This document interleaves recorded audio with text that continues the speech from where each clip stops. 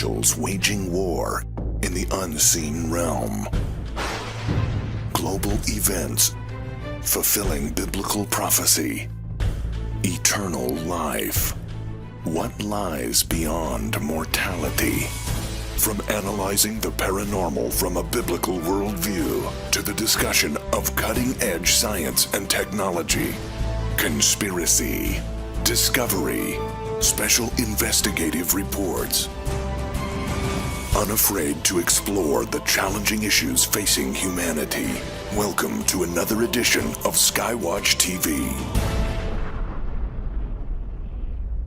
Hi folks, this is Tom Horn again, coming to you from the studios here in Missouri at Skywatch TV. And once again, so privileged to be able to have my good friend Steve Quayle in the studio with me. Hi, Steve. Hey, Tom. It's really great to be back and to take the next series of amazing events and amazing fulfillments of prophecy and our mutual investigations and research expeditions going on concurrently, unknown to either one of us. The only time we find out what each other is doing is we do radio interviews together. So now we're beating that. We're doing a jump step. We're doing it on TV. Yeah, but it makes me wonder what next is going to happen between the two of us. Maybe we'll talk about that in a moment with Timothy Alberino's project. We're going to be talking mostly today about this book that you put out recently called True Legends. And I love that title, by the way, because you know, we have these legends throughout the United States of America, throughout the world. Everybody seems to have their mythos,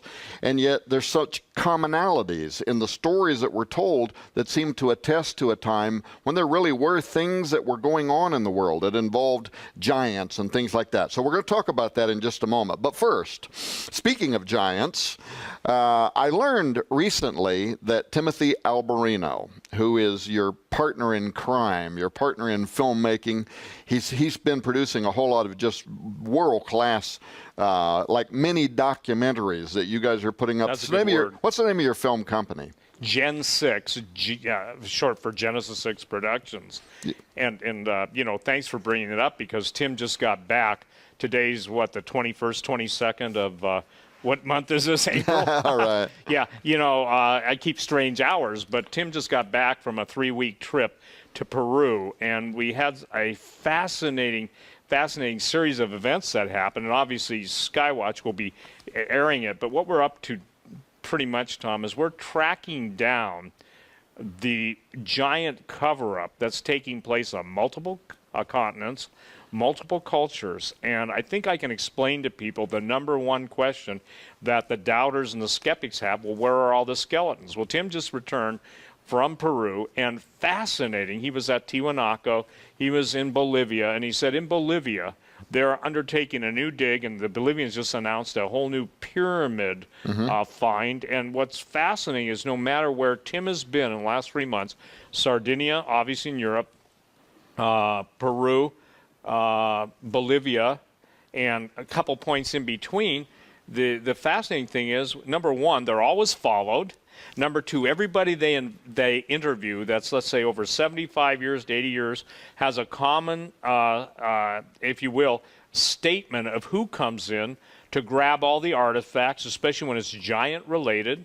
They're talking about helicopters landing at night. They're talking about big helicopters lifting very heavy items. And in Peru, for instance, one of the amazing things at a place called Sacsayama, I'm probably not pronouncing it right, but the fascinating thing is that they ran into an engineer who is a secular engineer that said the ancients had to have had a way to liquefy the stone, because the stone in some instances flows in and pours in together, just like you and I, you know, playing with Play-Doh, fitting piece A to piece B. Now, this is a secular engineer.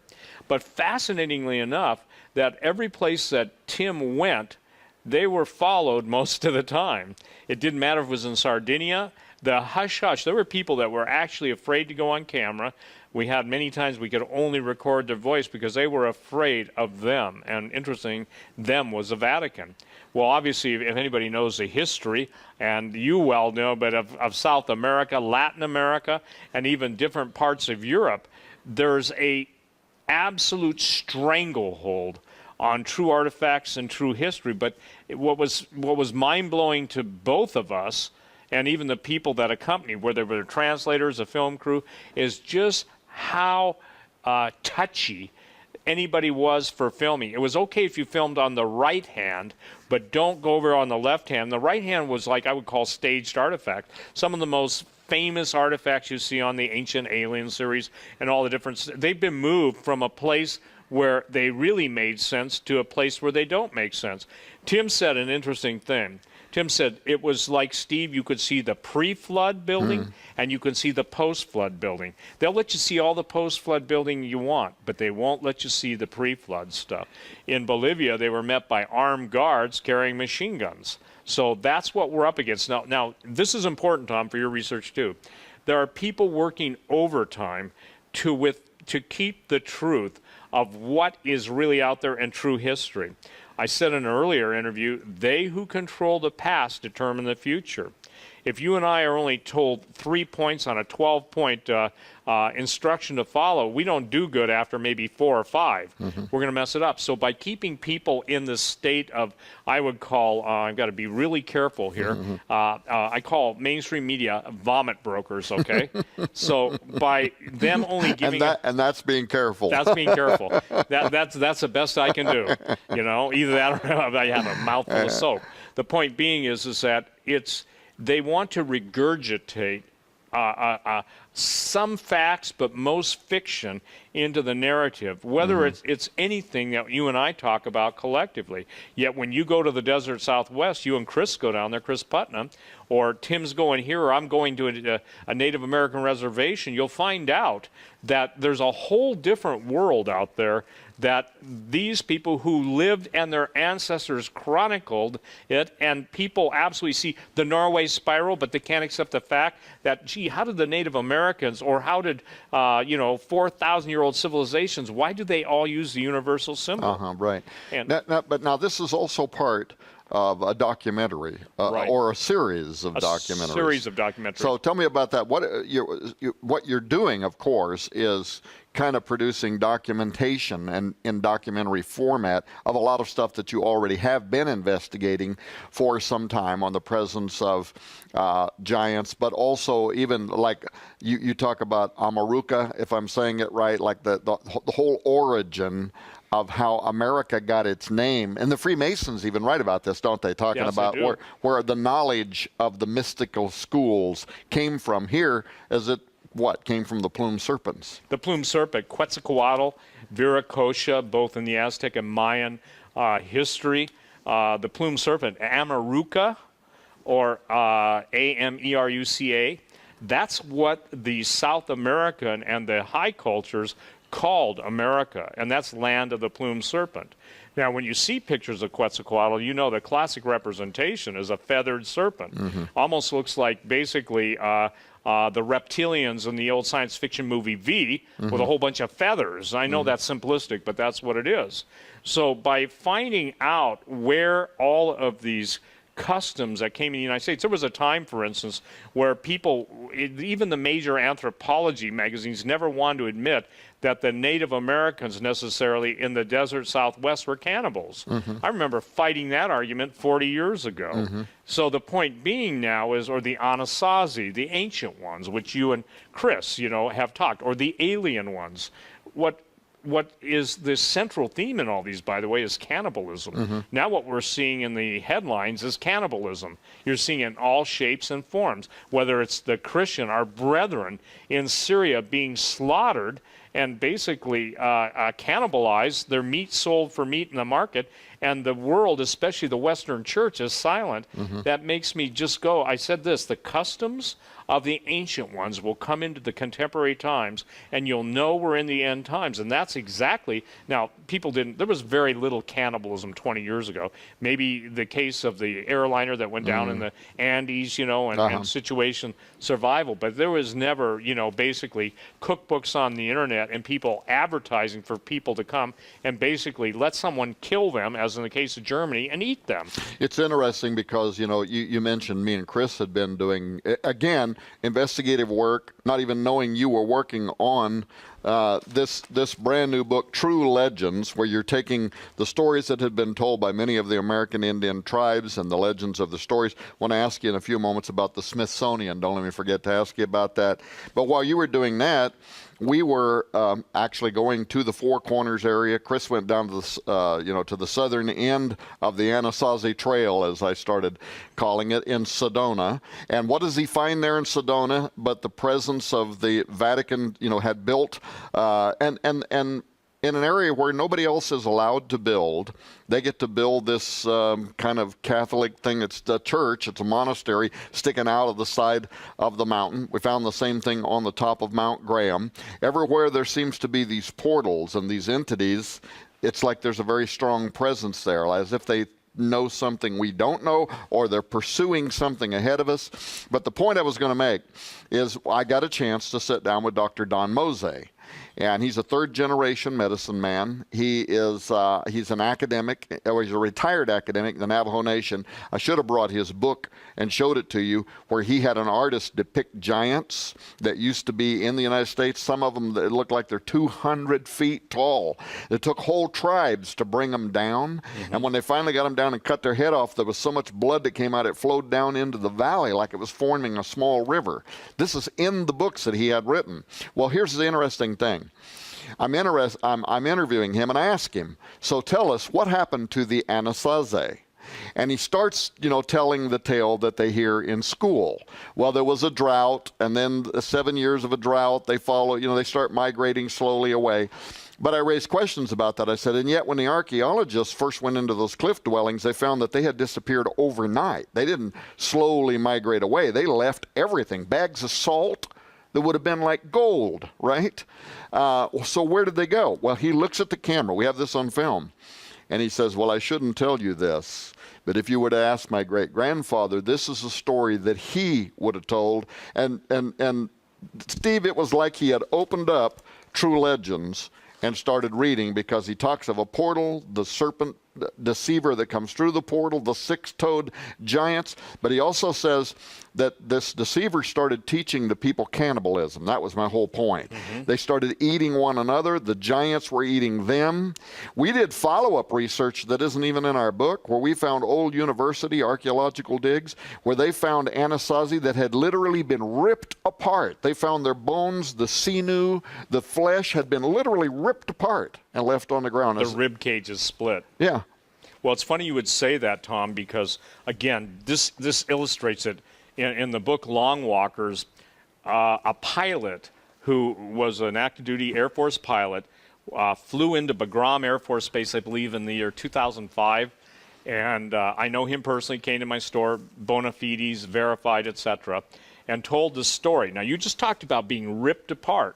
Well, he was tasked with flying a dead giant who had cannibalized a squad of Marines that were going in looking for bin Laden's boys, Al-Qaeda in the caves and everything. And interestingly enough, the very description that was given to the team that basically produced the giant cadaver for him, and takes a special way of killing giants, he said it was like their rib cages were ripped apart. Isn't that interesting? So you're in the desert Southwest talking to that very intelligent man, and his grandfather, I would tell you this, would know more about the truth than all the twisting. Well, Dr. Mose is a third-generation Navajo Nation medicine man and oral historian whose books are used in their schools. So, yeah, he's no Johnny-come-lately. I think the big discrepancy between fact and fantasy is that as the older generation dies off, this is why Tim, he's sitting on a reed island in Lake Titicaca, okay? And he's interviewing I think is like a 75 or 80-year-old man who only speaks the language that has to be translated into Spanish. Now, Tim speaks perfect Spanish and lived in Peru, so that helps. But it's always the same story. So they're talking about the helicopters coming in, talking about cannibalistic giants, and how's this for an interesting story? They go to a place called Amaramuru, which is a Stargate location, actual Stargate. So they have shamans there, and they're ringing a bell, and they're taking like a metal object and like you would take your thumb and make a crystal glass hum. They're basically making all these different noises. Now, I've been told by the people that know a lot about this stuff that stargates work on words, sounds, and a power source. I never found out what the power source was. But while Tim, Vinny, and Benny, those are the three guys in the crew, are camped out at the Stargate, it rains, it hails. They've got this on video. And he said it was the most strangest thing they've ever seen, because around them, everything was clear. But right where they were was, if you will, this directed hailstorm. He said it was so furious that they had to go and get half the village to come and pull their car out and dig their car out of the mud, because basically they had gone up there to see this event. But the strangest lightning, the strangest sound. So what am I saying here? I'm saying that in your findings and our corollary investigation research, the common denominators are always the same. I think I've told you this before, I mentioned it on the radio. I was contacted by a major film studio years ago, 3 or 4, maybe 5 years ago, and they wanted to know if I would be willing to make the Giants rewrite a movie script that I had written, and basically making the Giants nice people. And I said, fee, fi, fo, fum, I smell the blood of an Englishman. Doesn't sound to me like they're eating burgers, okay? Right. So the point being is that even Shrek, there was a cartoon, and they made Shrek. An ogre is a human-eating monster, O-G-R-E. Yeah, not Congress, because there's some of those guys too. Those just eat the fruit of the land. But the point being is that we're seeing now in the corollary investigations that we're doing, the common denominators. And the Anasazi, it's fascinating. You jump to Easter Island now, and Easter Island used to have a curse, and the curse was, your grandmother's flesh lies rotting in my teeth. Lovely, huh? That was a National Geographic. So there's been a cover-up, because, again, what's troubling to me is that I see the parasitical appetite of demons coming into common acceptance. I don't play video games. I can honestly say I don't think I've ever played one more than 2 minutes, and then my attention span was over, and my manual dexterity is not what it used to be. I was teasing you about Joe. I love the way he plays the guitar. Yeah. My thumbs and fingers don't move that fast anymore. But the thing that's fascinating to me is that the theme in these video games is getting darker and darker. Do you know what the #1 selling comic book and cartoon series is in Japan? It's about man-eating giants, okay? And these are like 200-foot tall giants. So when you asked me earlier what's the difference about this Genesis 6 revised volume versus the first one I wrote, is the Woods document. They're 200, 300, 400-foot giants, especially Polyphemus. That goes right back to the Cyclops. That goes right back to Jason the Argonauts. It goes right back. And the Greeks, for instance, one of the, two ancient wonders of the world was, good night, the Colossus of Rhodes. That was that was 99 feet, and it spanned the harbor. Then you have the Temple of Zeus, which is kind of a portrayal on Genesis 6 giants, and that was a real temple where real giants sat. And held court. And these guys were in their 40 and 50 and 60 foot tall. So, Paul Bunyan and all those stories may have been dismissed when you found out from your Native American contact, and I'm hearing the same thing from my contacts around the world, because when you and I go on talk radio, it goes all over the world, and millions of people listen, and we'll hear from Australia, we'll hear from Siberia, we'll hear from all over the place. I mean, I've heard people say, we listen to you on satellite radio. And I said, you mean like Sirius? He said, oh, no, we're on satellite. We're getting you from the satellite downlink. So they must be in some research facility or have some capability. But those are the kind of people that make contact with us to give us the leads we follow up. And so I think it's time, I refer to this over and over, it's time for those hidden things to be revealed. And again, the people of God have nothing to fear. Now, if they know what's coming and we're articulating it, defining it, and preparing them for it, then they will deal with it in victory versus in subterfuge, defeat, and total panic. We've been talking here with my good friend Steve Quayle. You can see why I love talking to Steve, right? How do you do this with no notes? I mean, you have a mind like a steel trap. Right now, we've been talking about the book True Legends, and this is one of your newest books. This just only came out just a few months ago. No, that one came out about a year ago. About 1 year ago. Yeah, Little Creatures about 6 months ago. Actually, this is even newer than that, isn't it? And that's new. That's like 2 weeks old. Little Creatures, and then Genesis 6 Giants. This is actually the what is this, a third edition, or it's your new edition? It's an expanded? New edition, but if it were going by the old line, it would be the 10th printing of it. Okay.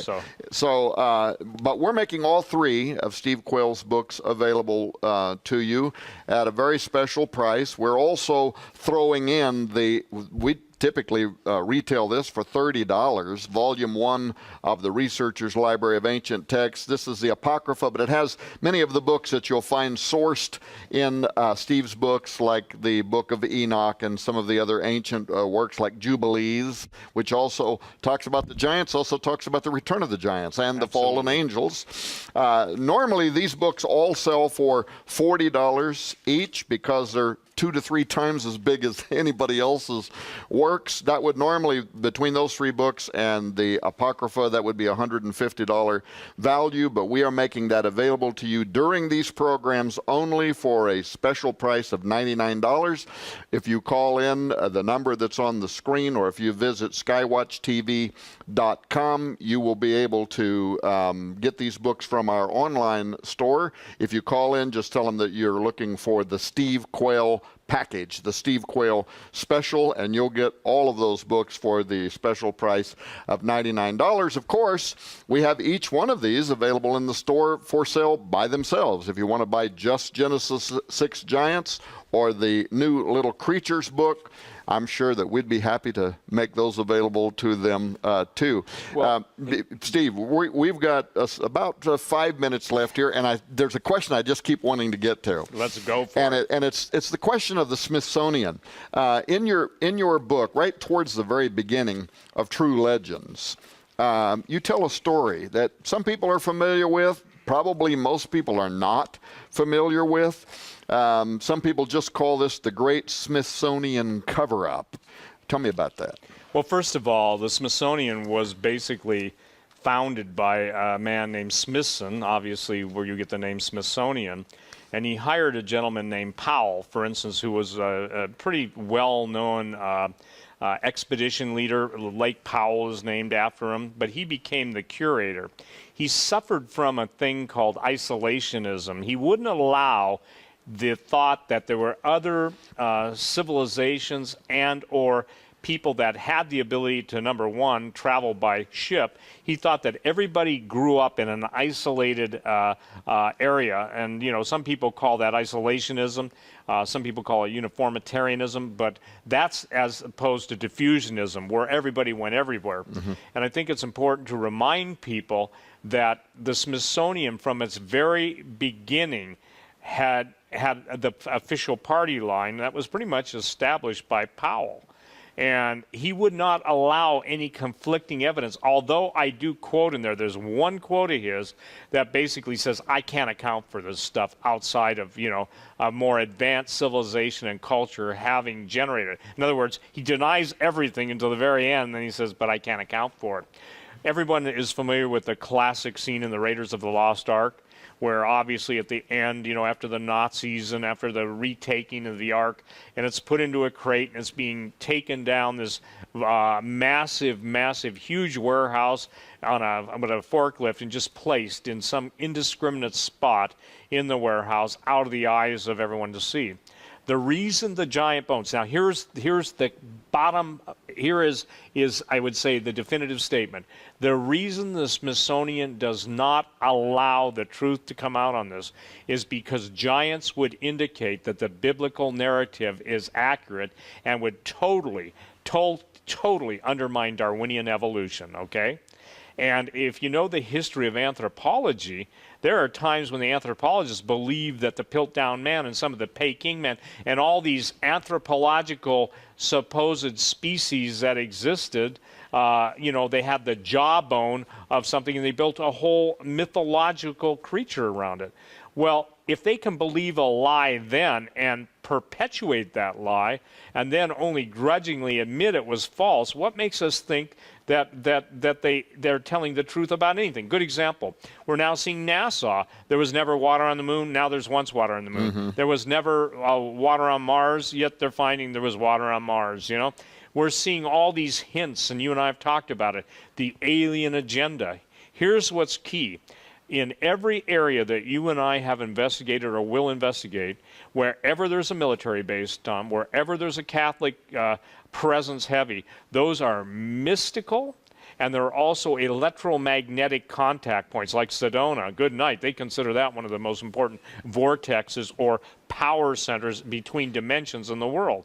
Well, that's what Timothy Alberino and the film crew were down in Peru, all over Peru, basically tracking down. And I would say this, if you go out and it's a bright blue sky, you camp out in front of a known Stargate, and all of a sudden you've got an isolated weather war against you, obviously somebody or something was not happy with the presence. I won't say it's a supernatural thing, but it's certainly an unusual thing, and even the natives couldn't figure that one out.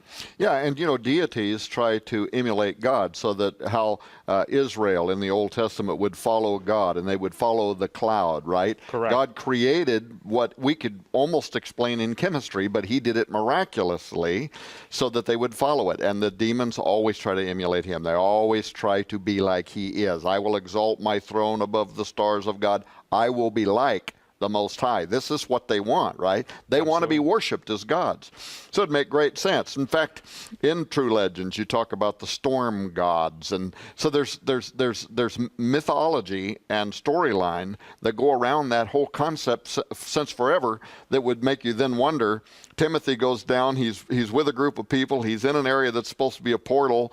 Beautiful weather all over the place, and a storm just decides to come right over the top of them and have a hissy fit because they are there. Of course, electromagnetism.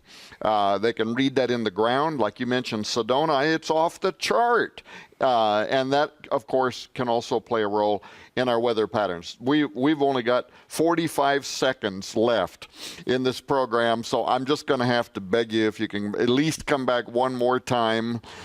We thought we would do 2 shows, then 3. I think we're going to have a 4th show, if you will. I'll do it. Okay. Folks, once again, wonderful being here on the set at Skywatch TV with my good friend Steve Quayle. You would think that with all of the years and hundreds of hours of radio that you and I have done together, that we would have been in each other's presence before. But this is actually the first time that we've sat down next to each other, and this time I couldn't be happier to have him. And when the Timothy Alberino, Steve Quayle Gen 6 products become available, you'll see them here. The supernatural realm is real, and we humans are naturally curious about it. That's why there are so many television reality shows featuring ghost hunters and alien chasers and mediums and psychics. Well, by and large, the Christian church avoids these controversial topics, even though we have the authoritative book on the subject. That's our mission at Skywatch TV, is to address issues of the paranormal and the supernatural from a Christian, a biblical perspective. But we depend on your support to do it. To find out how you can support Skywatch TV prayerfully and financially, please log on to our website, skywatchtv.com. And keep watching as we keep watch at Skywatch TV.